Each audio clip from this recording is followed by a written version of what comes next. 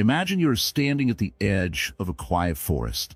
The morning sun is rising slowly, golden light breaking through the trees, the breeze gentle on your skin. For a moment, everything is still. No noise, no pressure, just peace. Now, imagine this peace is not just outside, but also inside you. Every day, no matter what happens. Sounds impossible? It's not. It could be your reality in just 90 days. Have you ever asked yourself, why do I feel stuck even after so many years of trying? Why do the same thoughts and problems keep coming back again and again? Why do I feel tired even after a full night's sleep? These are just passing thoughts. They're signs that your mind and heart are looking for something deeper, something more meaningful. Life after 45 can feel heavy, not because you're weak, but because you've carried so much for so long. Let's take a simple example. Think about how often you breathe every day. It just happens, right? But what if for just 10 minutes a day, you pay full attention to your breathing? No TV, no phone, no stress, just your breath. It may sound too simple to matter, but this one act can change how your whole day feels. That is the kind of gentle power Buddhism teaches, finding depth in simplicity. Welcome to Wisdom Woven, a space where we don't talk about miracles. We explore what's already inside you. Here, you'll learn how Buddhist wisdom, practiced slowly and calmly, can change your habits, heal your thinking, and lighten your life, all in just 90 days. But we need your help. There are so many views on this channel, but only 0.2% subscribes. So please, like this video, share with someone who needs peace, drop your thoughts in the comments, and subscribe to our channel. It's a small act, but it keeps us going. And if you're truly ready to start this journey, please comment Namo Buddha right now. Let that be your first step toward a brighter life. In these 90 days, we're not asking you to change the world. Just change the way you see it. In this journey, every day matters. And it starts with waking up, not just from sleep, but from habits, from worries, from the weight you've carried for years. Let's begin this path together. The power of mindfulness, living in the present. Take a moment. Close your eyes. Breathe in deeply, then slowly exhale. Let the air fill your lungs and leave them with a quiet, gentle sigh. Now, ask yourself, how often do you really pay attention to what's happening in the present moment? How often do you let the world pass by, lost in your thoughts, worries, or distractions? In this fast-paced world, it's easy to miss the simple, yet profound, beauty of the present. And yet, this present moment is where all the power lies, is where life truly happens. Mindfulness, the heart of Buddhist practice, teaches us one essential thing: to be fully present. Every single moment is an opportunity to connect deeply with ourselves and the world around us. But how many of us are truly present in our daily lives? Most of us rush from one task to another, constantly thinking about the future or replaying the past in our minds. We live in a constant state of distraction. The more we think about the future or dwell on the past, the further we drift from the true peace that exists in the here and now. Imagine you're drinking a cup of tea. Instead of rushing through it, what if you truly experienced it? The warmth of the cup in your hands, the fragrance of the tea as it rises to your nose, the taste as it touches your lips, the warmth spreading through your body with every sip. Most people drink tea out of habit, distracted by the busyness of life. But when you stop, breathe, and truly pay attention to the tea, you start to notice things you never would have before. You realize the simple act of drinking tea is not just an action, but a moment of peace, a chance to be fully alive. This is mindfulness, the act of being completely present in what you are doing, no matter how small. It's about experiencing life fully, without rushing, without distractions. When you bring mindfulness into your life, it becomes a practice of waking up from the autopilot of living, where everything feels like a blur, and into a world where every moment feels richer, more meaningful. In Buddhism, this practice is deeply rooted. The Buddha himself spoke of mindfulness as one of the paths to enlightenment. It is not some distant, abstract idea, It is right here, right now, in every breath you take. Mindfulness is not about achieving something, it's about being. It's about noticing what is happening right now. Not what you want to happen, not what happened yesterday, but what is.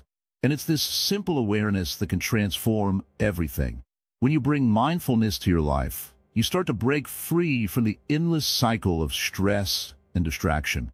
You begin to notice the beauty that surrounds you, the little details that are often overlooked. The sound of the wind, the way the light falls on the floor, the smile of a friend. These things are easy to miss if we're always looking ahead or looking back. Let me tell you something. Your mind is like a wild horse. It runs here and there, always seeking something, never content. But when you train it, you can guide it gently, peacefully. That is what mindfulness does. It teaches you to become the rider, not the horse. To calm the racing thoughts and focus on the now. To gently steer your mind to where it can find peace. Most of us have experienced moments of true mindfulness. Those rare times when everything just seems to slow down, when the world feels right, when you're completely absorbed in the task ahead.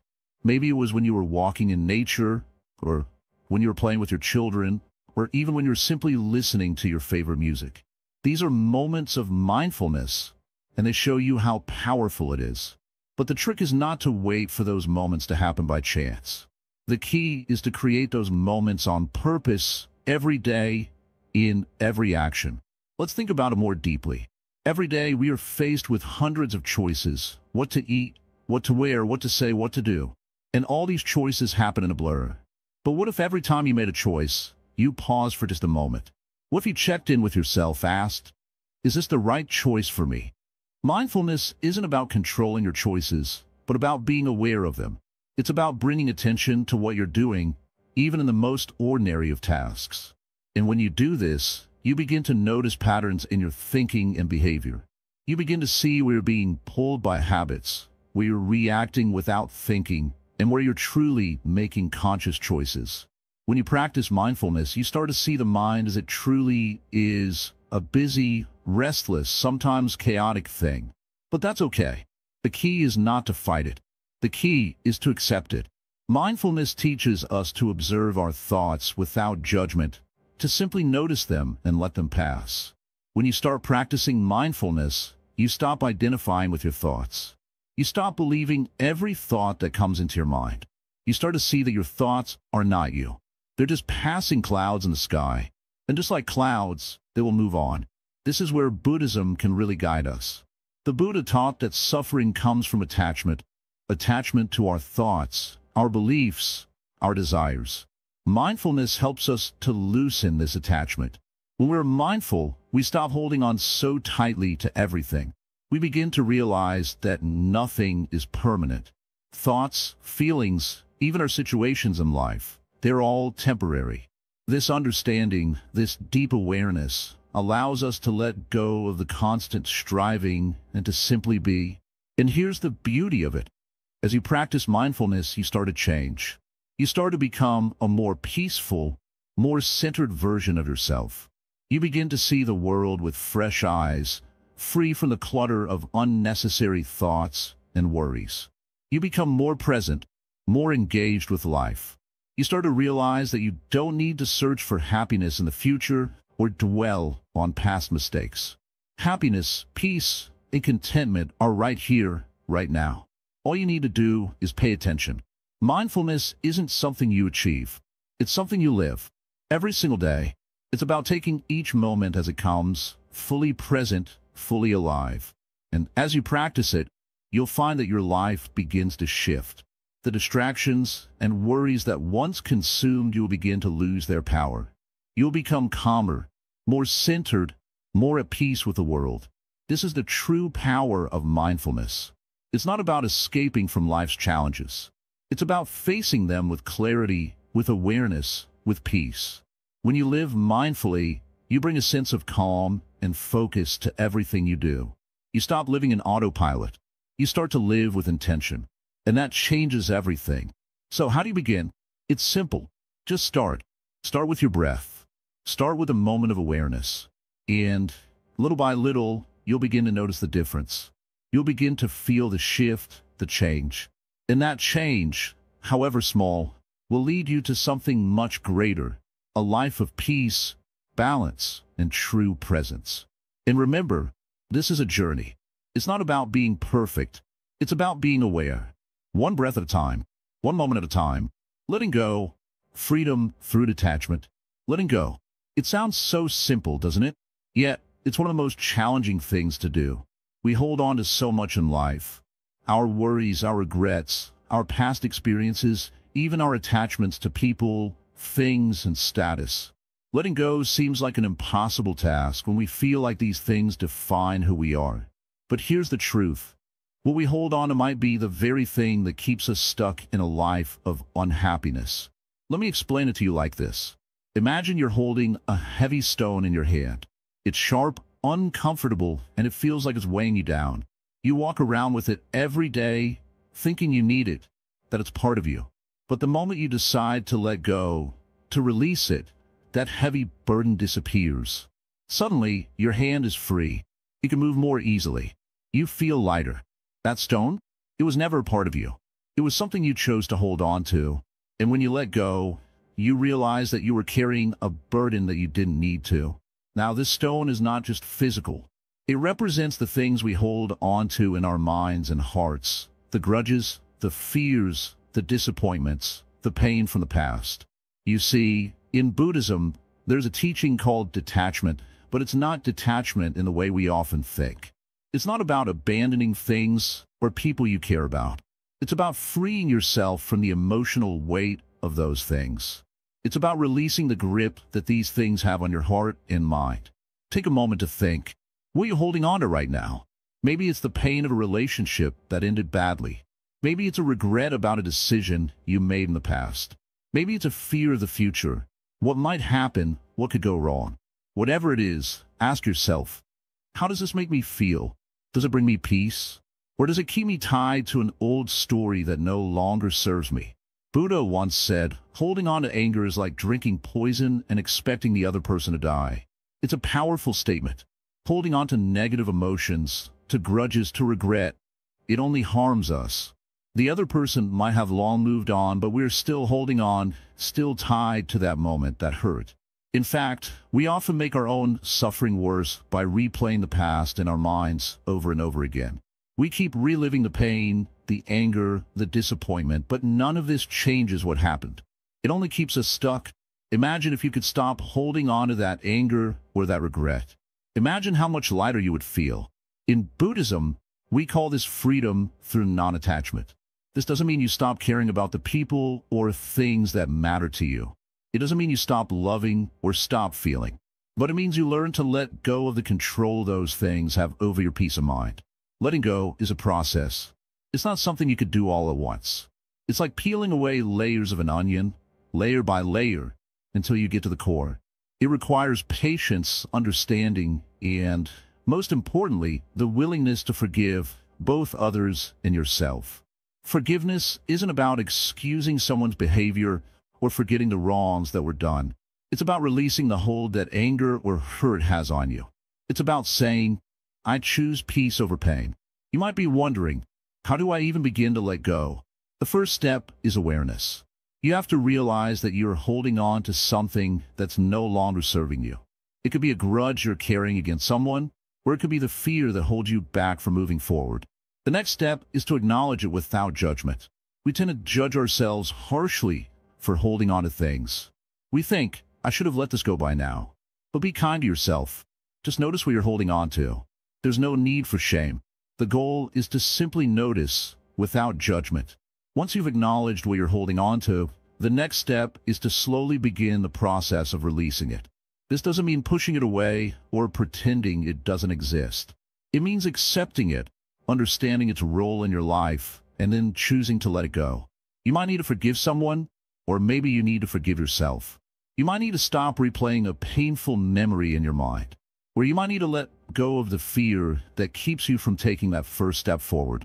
In Buddhism, we practice mindfulness to help with this process. Mindfulness helps us become aware of our thoughts and emotions without getting caught up in them. When we're mindful, we can observe our thoughts as they come and go without attaching ourselves to them. For example, when a negative thought or emotion arises, instead of reacting to it or dwelling on it, we simply observe it. We acknowledge it and then let it pass.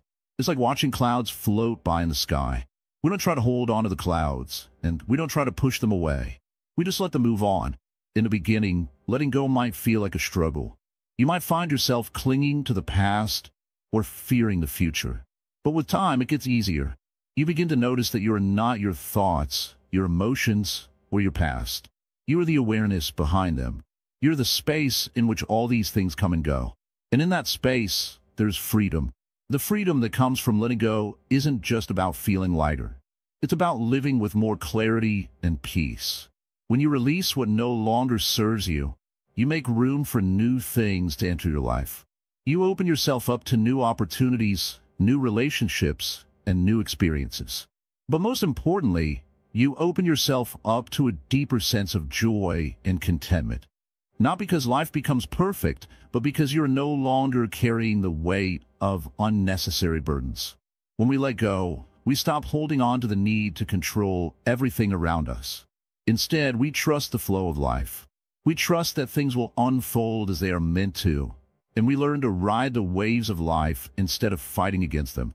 In Buddhism, we speak of the impermanence of life, that everything is constantly changing, including ourselves. And that's okay. Letting go is accepting the natural flow of life. It's understanding that you can't hold on to anything forever and you don't need to. In this process of letting go, you'll find peace. Peace that doesn't depend on anything external. Peace that comes from within. And that peace will stay with you, even as the world around you changes. Letting go is not about giving up. It's about creating space. Space for the life you're meant to live. Space for the joy that's already there, waiting for you. Remember this. The less we hold on to, the more we can truly live. Letting go is not a loss. It's the beginning of something new, something beautiful. So take a deep breath. Let go of what no longer serves you, and step into the freedom that comes with it.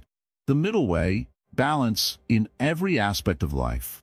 Imagine walking along a path. On one side, there's a cliff, steep and dangerous.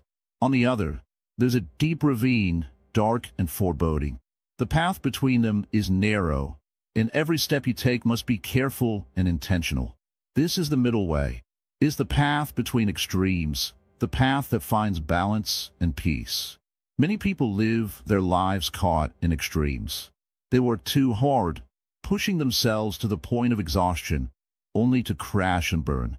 Others seek pleasure and comfort in excess, hoping it will bring happiness, but it only leaves them feeling emptier. This struggle between work and rest, pleasure and pain, is constant. We constantly seek something outside of ourselves to bring us joy, but the truth is, real happiness comes from within. The middle way teaches us to find a balance between these extremes, to walk a path of moderation, where peace and contentment naturally arise. Think about your daily routine. Are you always rushing from one task to the next, barely catching your breath, only to collapse at the end of the day, feeling drained?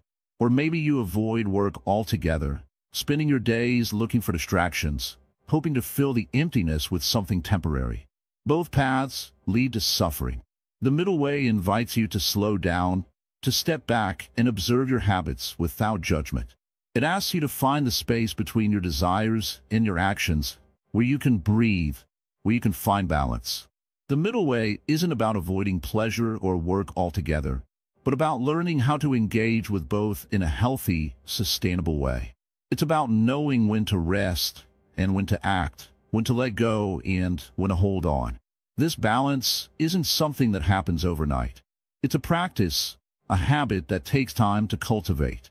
But with each step, you'll find yourself growing more at ease, more centered, more in tune with the flow of life around you. In Buddhism, the middle way is not just a philosophy, it's a way of living. It's about being mindful of your choices, your reactions, your thoughts. When you choose the middle way, you stop swinging between extremes. You stop reacting out of habit and instead act with intention. Whether it's your work, your relationships, your health, or your inner peace, balance is key. For example, let's think about how we treat our bodies. Many of us push ourselves too hard, neglecting rest, exercise, or nourishment, all in the name of productivity or ambition. Or we overindulge in food, drink, or entertainment, trying to find joy in excess. Both lead to suffering. The middle way asks us to find the balance between these extremes, to treat our bodies with respect, to nourish them with healthy food, to give them rest, but also to keep them active and engaged. It's about finding the middle ground where our bodies are neither overworked nor neglected, but well cared for. It's the same with our minds. We often fall into the trap of either overthinking or avoiding thinking altogether. We either obsess over our problems or numb ourselves with distractions. But the middle way teaches us to engage with our minds, to be aware of our thoughts without getting caught up in them. It's about learning to observe your mind without identifying with the endless stream of thoughts. When you practice mindfulness, you begin to see the space between your thoughts. And in that space, there is peace. The middle way also teaches us about our emotions. Often, we either suppress our feelings or let them control us. We either bottle them up, pretending everything is fine, or we let our emotions spill out uncontrollably, hurting others and ourselves in the process. The middle way invites us to feel our emotions fully, but without letting them take over. It teaches us to experience emotions in the moment, to allow them to come and go without judgment. When we do this, we stop reacting impulsively and start responding with wisdom and compassion. This balance is reflected in all aspects of life, in our work, our relationships, our health, and even our spiritual practice. The middle way isn't about avoiding difficulties. It's about finding peace in the midst of them. It's about understanding that life will always have its challenges, but we can face them with a clear mind and an open heart. If you find yourself constantly battling between work and rest, between indulgence and restraint, the middle way offers a way forward. It's a path that doesn't require you to give up the things you enjoy or the work you're passionate about. Instead, it asks you to approach them with a sense of mindfulness, of awareness, of balance. It's about finding the right amount of effort, the right amount of rest, the right amount of joy, and the right amount of discipline. This path isn't always easy. It requires patience, practice, and persistence. But as you walk it, you'll begin to notice something remarkable. The more you find balance, the more natural it becomes. You'll no longer feel the need to overwork yourself or seek endless distractions. You'll begin to notice the peace that comes with simplicity, the joy that comes with mindfulness, the contentment that comes with living in the present moment. The middle way teaches us that life doesn't have to be a constant struggle. We don't have to choose between extremes. We can find harmony. And as you walk this path, step by step, you'll discover that true happiness isn't found in the things you have or the things you do. It's found in the way you live, in the balance you create, in the peace you cultivate within yourself. So take a moment right now and ask yourself, where am I living in extremes? Or am I pushing myself too hard or avoiding what needs to be done? How can I bring balance to my life today? The answers are already inside you. The middle way is waiting for you to take the first step to find the path that leads to true peace. Noble silence, listening to the voice within. Silence is not just the absence of noise. It is the presence of awareness. Imagine for a moment a day where you didn't have to speak. A day where the constant chatter inside your mind was quieted and all that remained was a stillness that allowed you to truly listen. This silence isn't about avoiding conversations or turning away from the world. It's about turning towards something deeper within you. In that silence, you discover a part of yourself you might not have known was there. When we speak, we often do it without thinking. Words tumble out like a stream that never stops. But words are not always helpful. They can be loud, distracting, and even hurtful. We speak to fill the gaps in our thoughts, to avoid discomfort, or simply because we don't know how to be still. The mind is like a busy marketplace, constantly filled with noise. We think, talk, and respond to the world around us without ever taking a moment to pause, to truly listen. Yet, in that pause, the answers to so many of our struggles are found. Buddhism teaches us that silence is one of the most powerful tools for transformation. But it's not the kind of silence where you block out the world and retreat into isolation. It's the silence that comes from within, where you stop running from your thoughts, your feelings, your fears. It's the silence that allows you to face them, understand them, and ultimately let them go. In our daily lives, we are constantly bombarded with sounds. The hum of traffic, the ringing of phones, the endless conversations we hear or participate in. But have you ever noticed how, in the midst of all this noise, it's often the quietest moments that bring the most clarity? That stillness, however brief, is when we can hear our true thoughts, the ones buried beneath the surface of our busyness. These thoughts are the ones that matter the most. They're the ones that guide us, heal us, and show us the way. The practice of noble silence isn't about shutting out the world, but about creating space for the world to enter you in a way that feels peaceful, not overwhelming.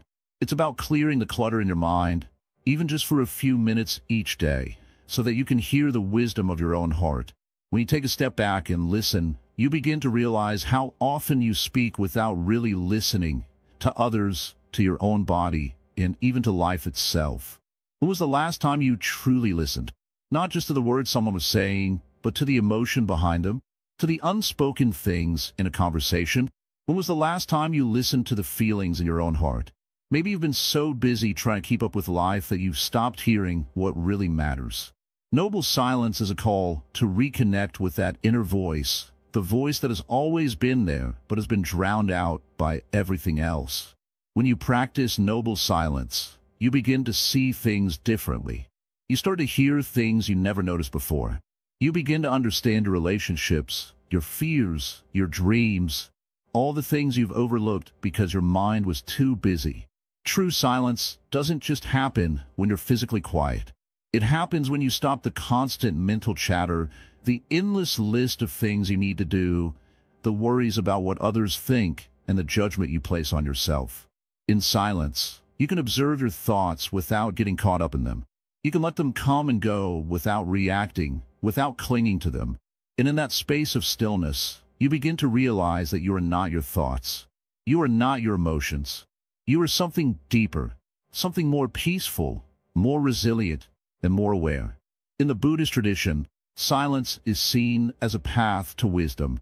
It's in the silence that you can truly see the nature of your thoughts, your emotions, and your actions. You can begin to understand why you react the way you do, why certain things trigger you, and why you feel stuck. By simply pausing and listening, you create an opportunity to change the way you respond to life. You don't need to force change. Just listen, and the change will come naturally. But silence is not always easy. In a world that is constantly speaking to you, through the media, your family, your work, and even your own inner critic, silence can feel uncomfortable at first. It might feel like you're missing out or that you're being left behind. But that discomfort is part of the transformation.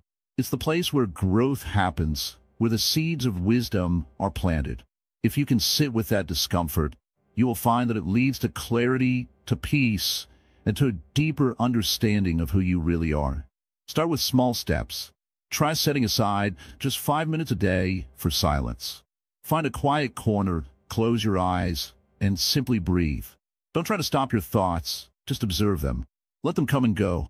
Let the silence become your companion. Over time, you'll find that the noise in your mind starts to quiet down.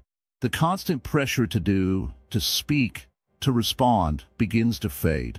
You realize that you don't have to fill every moment with sound. You don't have to constantly react to life. You can just be. And in that being, you discover a peace that is always available to you, no matter what is happening in the world around you. Noble silence isn't about avoiding the world or shutting yourself off from others. It's about creating space to connect with your deepest self, so that when you do speak, your words are meaningful. When you do act, your actions come from a place of calm and wisdom. In silence, you learn to listen to the world, to others, and most importantly, to yourself. And that is when true transformation begins. So, in the next 90 days, try to make silence a part of your daily life. It doesn't have to be long. Start with 5 minutes. Or, if that feels too much, start with 1 minute. But whatever you do, make it consistent. Slowly, the silence will transform you. It will bring clarity to your mind, calm to your heart, and peace to your soul. And in that peace, you'll find the answers to all the questions you've been asking. Right intentions, the seed of all transformation. In Buddhism, intention is everything. What drives your actions, your thoughts, your words? Why do you do the things you do? It's not always what we do, but why we do it that shapes our lives. Right intention is the key that unlocks the path to change. It's the seed that grows into your transformation. Without the right intention, no matter how hard you try, the results will never feel fulfilling. But when your intentions are pure, grounded in kindness, compassion, and wisdom, everything you do begins to align with the peace you seek. Think about the last time you made a decision. Maybe it was a small one, like choosing to have a cup of tea in the morning, or something bigger, like deciding to start a new hobby or career. Now, ask yourself, what was your intention behind it? Was it to make yourself feel better, to impress others, or perhaps to escape from something uncomfortable? Your intentions, no matter how small, affect your life. They are the invisible force shaping everything around you. In our busy world, we often act without thinking about why. We react instead of responding. We let our desires, fears, and past experiences control us. But when we stop and become aware of our intentions, we begin to take charge of our lives. We begin to shift from living mindlessly to living with purpose. It's like a mirror. When you look into it, you can see what is truly there. Right intention helps you see your reflection clearly. It reveals your true self, your deeper desires, and your path forward. The Buddha taught that right intention is one of the essential steps in the Eightfold Path. It's not just about what you think you should do, but about what you truly wish to cultivate in your heart. Do you wish for peace? For happiness? For the freedom to be yourself without the weight of expectations? Right intention helps you focus on these qualities, drawing them toward you like a magnet. But how do we begin to cultivate right intention in our daily lives? The first step is mindfulness. Mindfulness helps you become aware of your thoughts, your feelings, and your motivations. When you begin each day, take a moment to reflect on what you truly want to bring into your life. Not what others want for you, not what society tells you is important, but what your heart truly desires. Is it peace? Is it love? Is it contentment? Once you identify this intention, let it guide you throughout the day. Whether you're at work, with family, or alone, keep coming back to that intention. It doesn't have to be grand. It can be as simple as choosing kindness over anger or patience over frustration. These little choices, driven by right intention, are what transform your life. The second step is compassion. Compassion is the foundation of right intention. It's the ability to understand and share the feelings of others. When your intentions are guided by compassion, you act in ways that benefit not just yourself, but everyone around you. It's easy to make decisions that are only good for you, but it takes wisdom and strength to make decisions that benefit others too. Compassion means looking beyond your own desires and seeing the bigger picture. It's about understanding that your happiness is connected to the happiness of others. When you act with compassion, your intentions become more powerful because they are rooted in the well-being of all. The third step is wisdom. Wisdom helps you understand the deeper truths of life. It's about seeing things as they are, not as you wish them to be. When you cultivate wisdom, you begin to recognize that everything is temporary.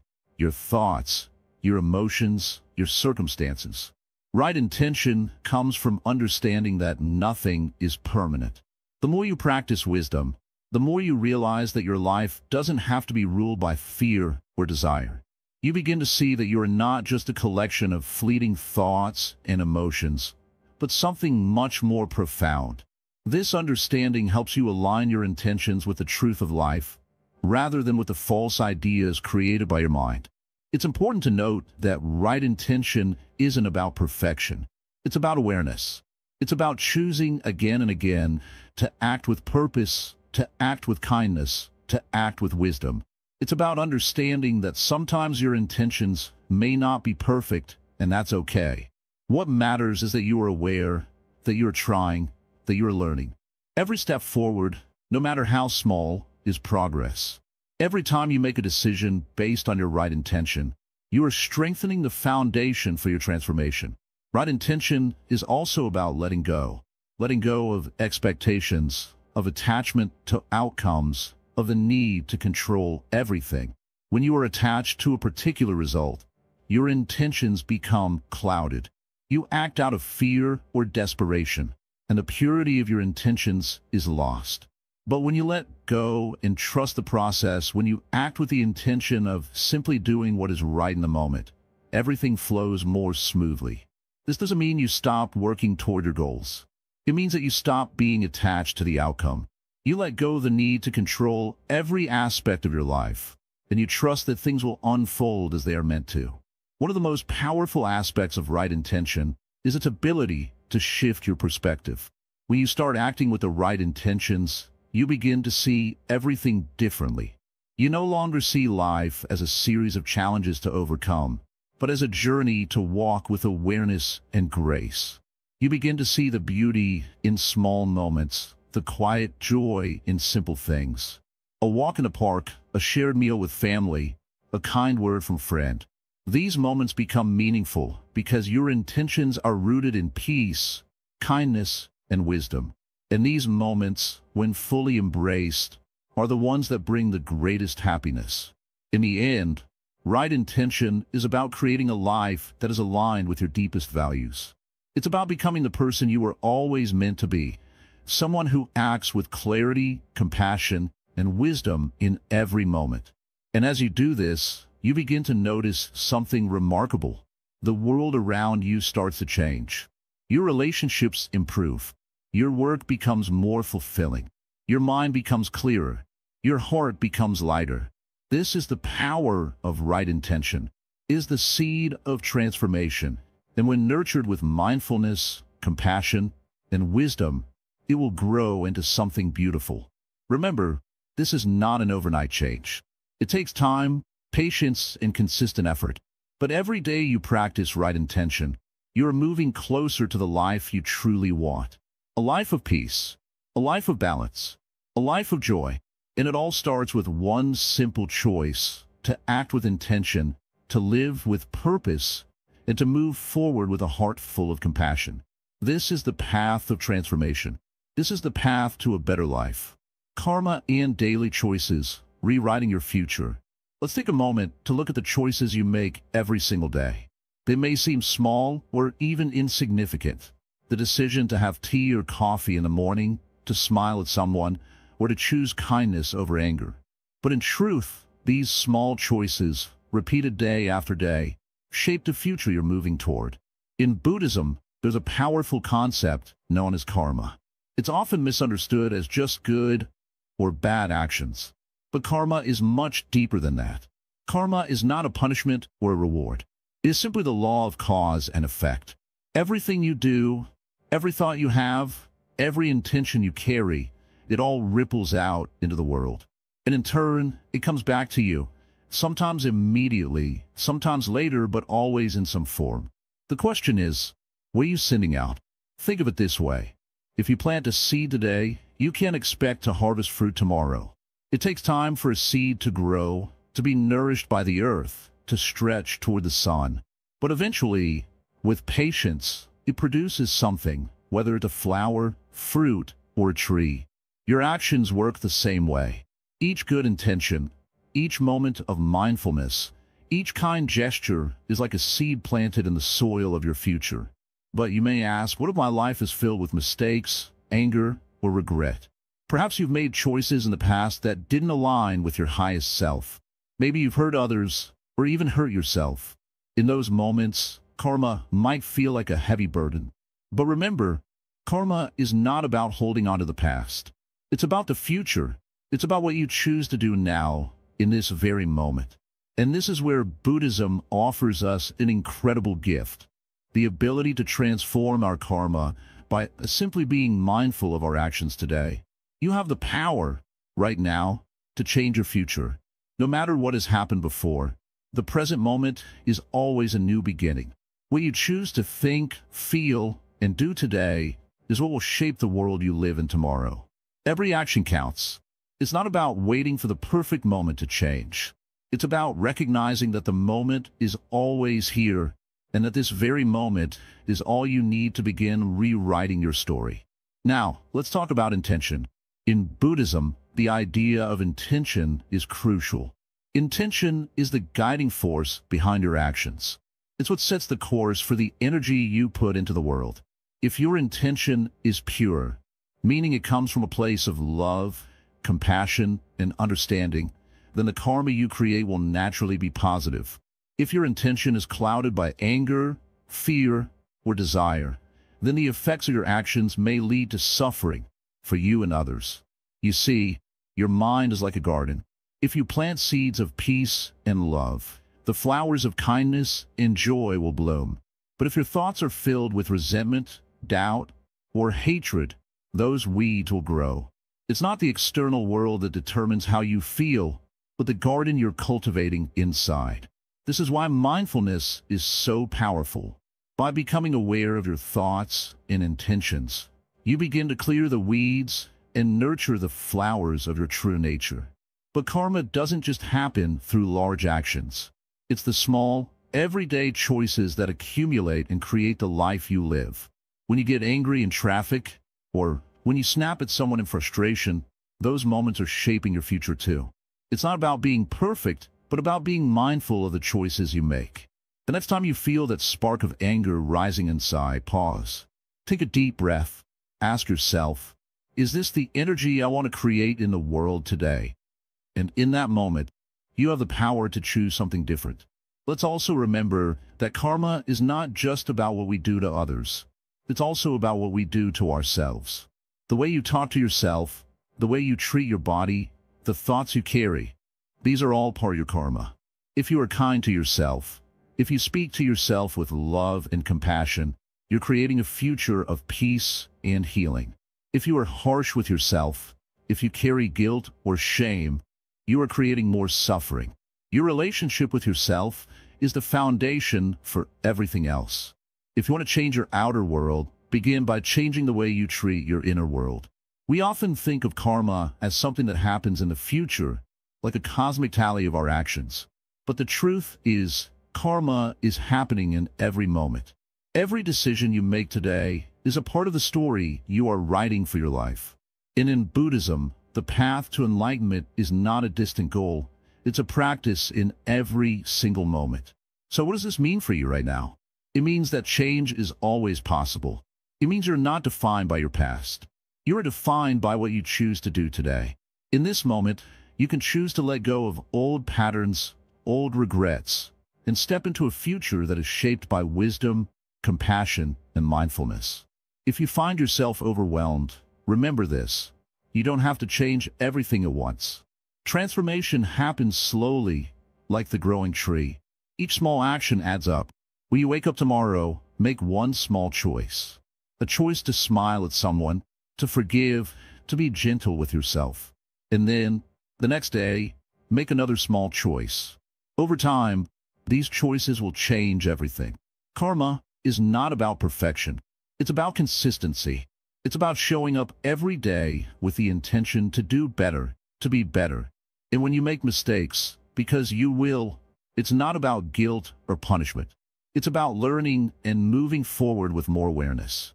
In the end, the most important thing is your willingness to grow, your ability to choose love and wisdom, no matter what life throws your way. This is the power of karma. It's not about waiting for something to change. It's about realizing that you hold the power to change moment by moment. And with each mindful choice, you are rewriting your future. Compassion and wisdom, walking the path of bodhisattvas.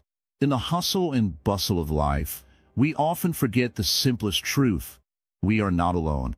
In the middle of our struggles, our worries, and our joys, there's always the quiet presence of others around us. This is the essence of compassion, seeing beyond ourselves, understanding the pain and the joy of others, and realizing that all beings, in some way, are connected. Imagine for a moment that you are walking down a busy street. People are rushing by, heads down, absorbed in their thoughts. You might notice some people who are smiling, others who look troubled, some who appear indifferent, and maybe a few who seem completely lost. Now, what if you could see their lives with the same clarity you see your own? What if you could feel their pain, share in their happiness, and in doing so, feel your own heart expand? That is compassion in action. Not just feeling sorry for someone, but truly understanding their experience, even if you've never walked in their shoes. It's the ability to be present with others, to listen deeply to their unspoken words, and to respond not with judgment or pity, but with care and genuine concern. Buddhism teaches us that this is the path of a bodhisattva, one who seeks enlightenment not just for themselves, but for all beings.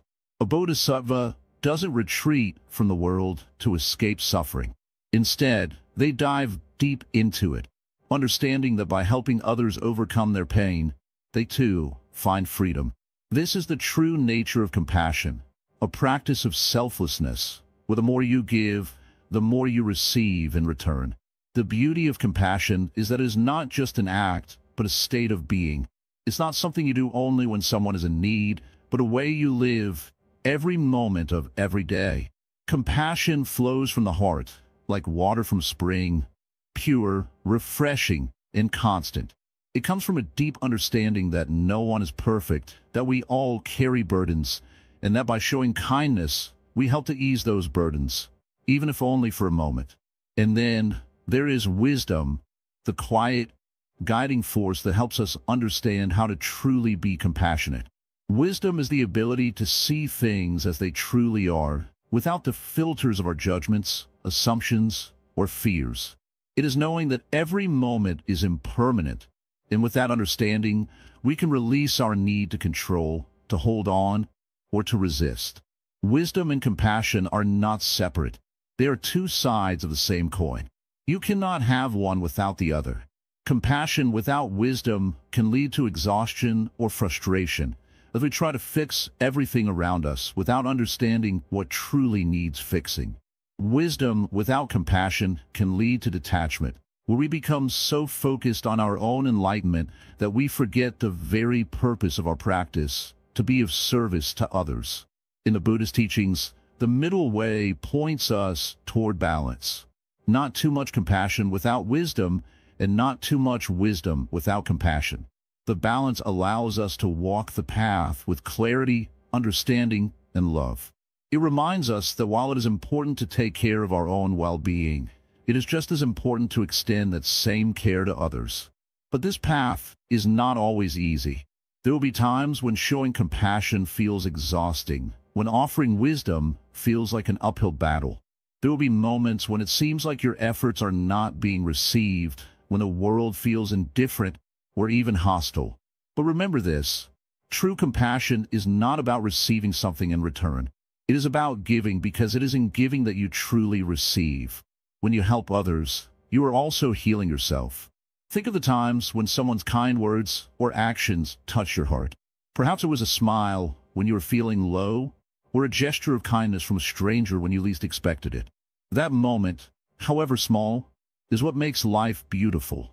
That's the power of compassion. It's not always grand or dramatic. Often, it is the quiet acts of love, the little moments of understanding, that have the greatest impact. When we cultivate compassion, we begin to see the world with different eyes. We begin to understand that the suffering of others is not separate from our own. We realize that every action we take, no matter how small, can ripple out and affect others in ways we may never see. In this interconnected web of life, our compassion has the power to create waves of change that extend far beyond our immediate surroundings.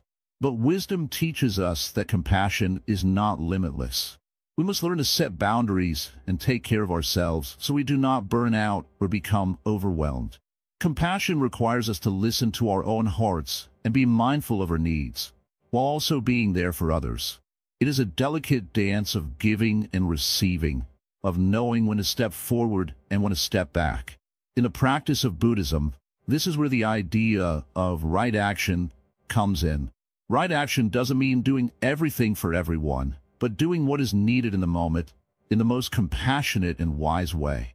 It's about being present with others, offering help where it is most needed, and being gentle with yourself when you cannot do it all. The Bodhisattva's vow is not to save everyone, but to walk with others, to show the way, to offer love and kindness without expectation, and to let go of any attachment to the outcome. In the process of cultivating compassion, we must also remember that everyone has their own path. We cannot control the outcomes of our actions, but we can offer our hearts. And sometimes, the greatest compassion we can offer is simply the space for others to find their own way, to struggle, and to grow. We are all in this together, each of us working through our own challenges, yet all connected by the same thread of life. As you continue on your journey, ask yourself, how can I bring more compassion into my day? How can I see the struggles of others and respond with kindness rather than judgment?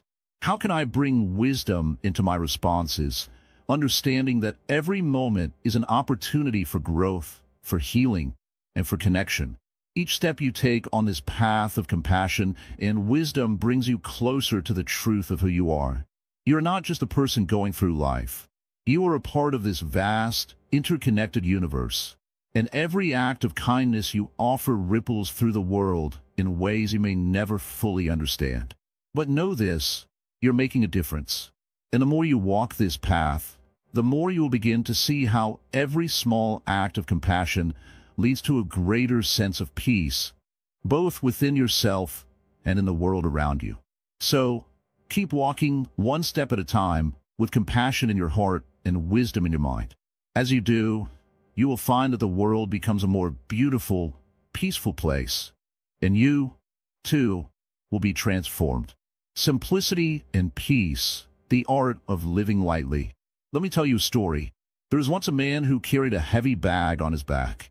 It was filled with things he had gathered through life: money, regrets, memories, fears, expectations, and plans. He walked with it every day.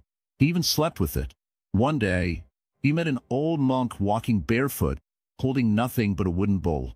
The man asked the monk, "Aren't you tired walking all this way with nothing?" The monk smiled and replied, "I was tired when I carried everything." We live in a world full of weight. Not the weight you can see, but the kind you feel in your chest, your shoulders, your mind. We collect worries like coins. We carry thoughts that no longer help us. We keep running after things we don't even want anymore, just because someone told us they are important. But Buddhism shows us a different path, a quieter one. It says, drop what is not needed, return to what is simple. Only then can you find peace. When you look around your home, your calendar, your mind, what do you see? Is it full of things, noise, tasks, duties? Or is there space? Room to breathe? Room to rest? Room to feel joy? Simplicity is not about living in a cave or giving up everything. It is about making space for what truly matters.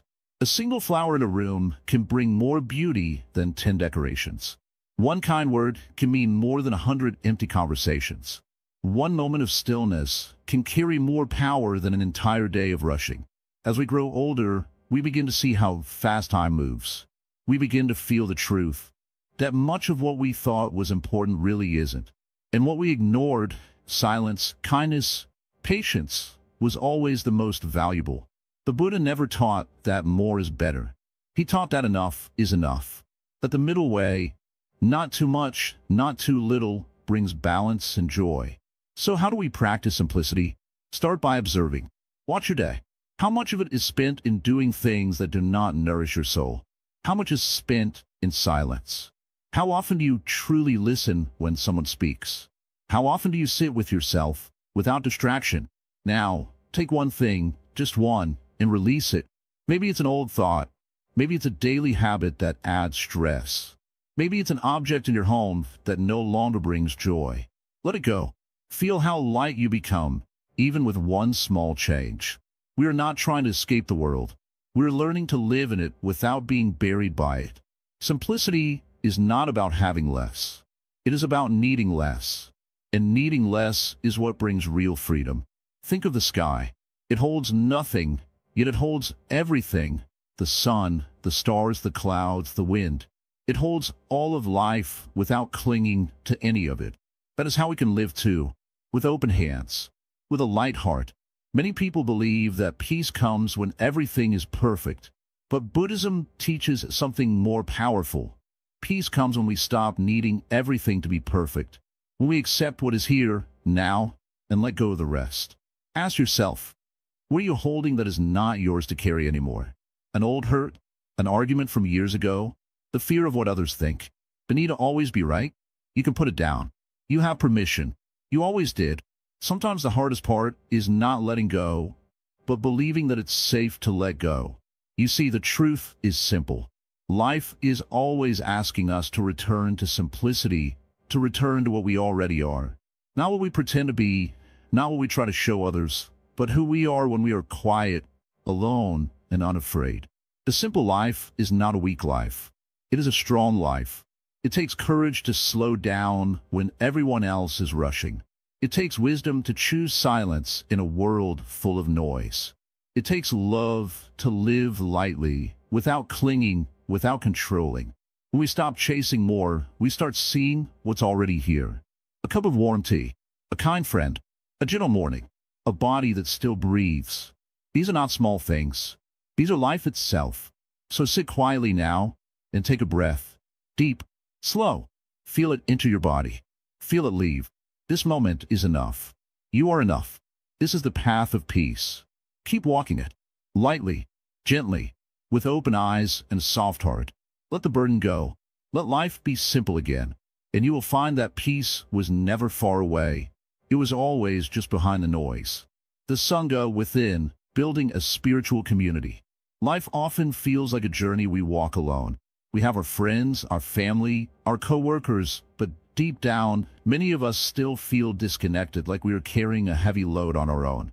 You may feel this way too, even in the midst of a crowd.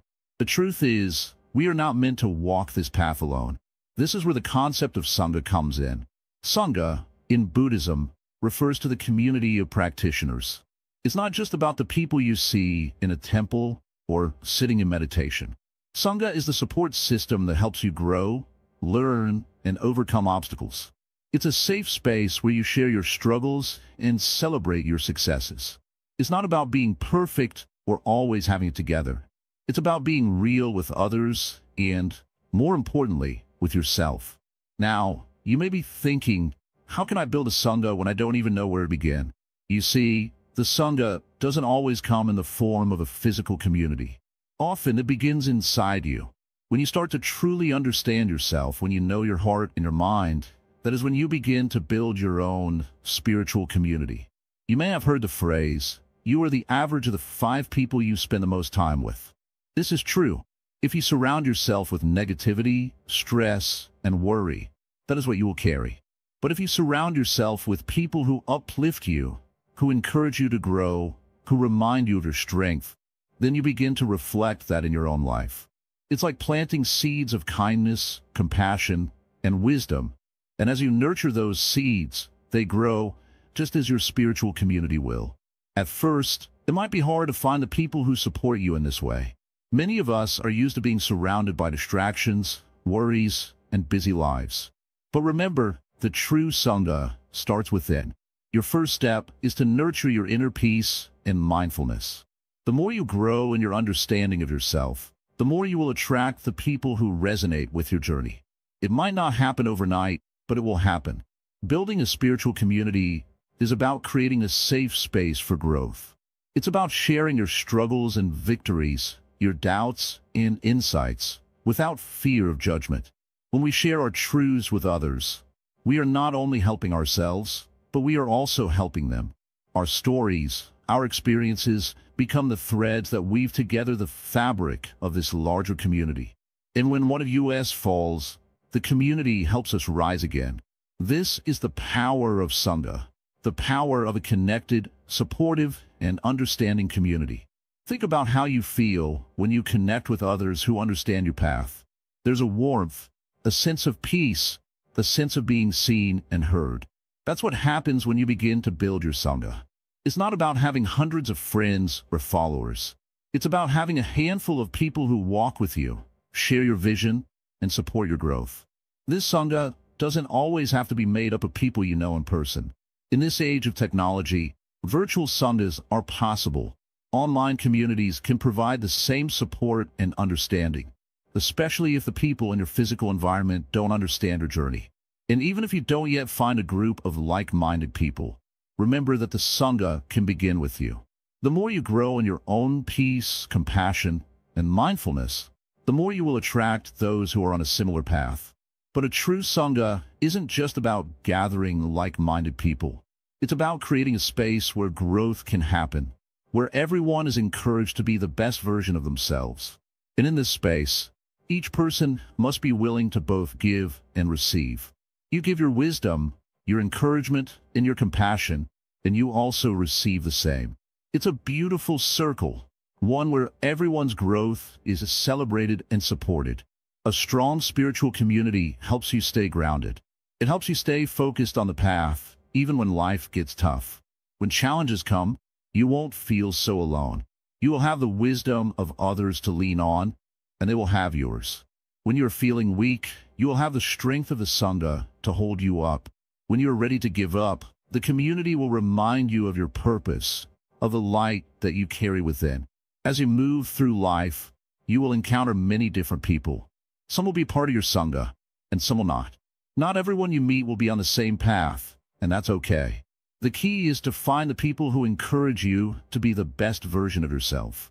Surround yourself with those who reflect the qualities you want to embody: compassion, kindness, patience, wisdom. These are the qualities that make up a true spiritual community. And remember, the Sangha is not just about people. It's also about the teachings and practices that help you grow. It's about the books you read, the teachings you listen to, and the practices you follow. These are the invisible members of your Sangha. They guide you, teach you, and help you understand the deeper truths of life. They provide a foundation on which you can build your own wisdom, and they offer you the tools you need to navigate this world with clarity and peace. Building a spiritual community is a lifelong process. It's not something that happens overnight. It takes time, patience, and dedication. But once you start to build it, you'll see how powerful it can be. You'll begin to feel a sense of belonging, a sense of support, a sense of peace. And as you continue on your journey, you'll see how the Sangha you've built will help you face challenges, find joy, and live a life of purpose. The Sangha within is about building a life of connection. It's about creating a space where you are never alone, even when you're physically by yourself. It's about knowing that you are part of something much bigger than yourself. And as you continue to walk your path, you'll see how your Sangha, your community of like-minded souls, will walk with you every step of the way. So, don't be afraid to seek out your Sangha. It doesn't matter if it's big or small, near or far. What matters is that it's real, it's supportive, and it helps you grow. Because, in the end, the greatest strength you can find is the strength that comes from a loving, supportive community. A community that helps you rise, helps you shine, and helps you become the best version of yourself. The enlightened life, sustaining the change beyond 90 days. As we reach the final step of this 90-day journey, let's pause for a moment and reflect. You've walked this path with patience, with curiosity, and perhaps with a little doubt at times, but now you stand at the edge of something remarkable. What you have learned, what you have practiced, and what you have become, this is only the beginning. What comes next is the true test of your transformation. In the beginning, you might have felt like the changes you sought were distant or even impossible. But as we moved through each day, one by one, you began to notice something. The weight you carried slowly began to feel lighter. The storms inside you, the constant whirlpool of thoughts and worries, started to calm. And now, as the days have passed, you are no longer the same person who started this journey. You have shifted. You have changed. But here is where the real challenge lies. It's not enough to change for 90 days. True transformation isn't temporary. It's permanent. When the 90 days are over, you won't simply return to your old ways. This journey was never about a quick fix. It was about planting seeds, nurturing them, and allowing them to grow deeply into the soil of your life. And just as a tree doesn't stop growing once it reaches a certain height, your growth must continue even after these 90 days. This is the core teaching of Buddhism. It's about recognizing the truth of impermanence. Nothing lasts forever. Not the pain, not the joy, not even the changes we've made. But here's the beauty of it. When you truly understand impermanence, you begin to embrace it. Life becomes fluid, ever-changing, and with each shift, you become stronger. You don't fear change anymore. You welcome it, because at its core, you understand that every moment, every breath, every experience is an opportunity for growth. So, how do you sustain this change? How do you live the enlightened life, not just for 90 days, but for the rest of your life? First, keep the practices alive. The meditation, the mindfulness, the simple acts of kindness. These are not just things you did during the 90 days. They are tools for living, tools you carry with you every day. You must continue to nourish the seeds you planted. When life gets busy or overwhelming, these tools are your anchor, your way back to the stillness and peace you have cultivated. When things go wrong, and they will go wrong sometimes, remember your breath. Remember your center. But the second part is this. Remember that the journey of enlightenment doesn't mean escaping life. It doesn't mean avoiding challenges or pretending everything is perfect. On the contrary, the enlightened life is about embracing life fully. It's about understanding that every moment is a lesson, whether it's joyful or painful. Each day brings a new opportunity to practice compassion, to be present, and to live with awareness. You'll face moments when the old habits try to creep back in, moments when you feel overwhelmed by the noise, the pressure, and the stress of daily life. It's natural. These are the moments that truly test your growth. Will you react from your old patterns, or will you pause, breathe, and choose a different path? The more you practice the teachings of mindfulness and compassion, the more natural it will become to respond from a place of calm, instead of reacting out of habit. The journey doesn't stop with this 90 days. In fact, the real work begins now. You're like a gardener who has nurtured the soil, planted the seeds, and now the plants are beginning to grow. But to keep them healthy, to make sure they flourish, you must continue to tend to them.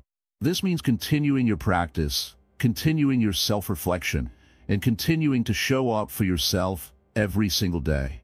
An enlightened life is not one of perfection. It's not about becoming flawless or never feeling frustrated.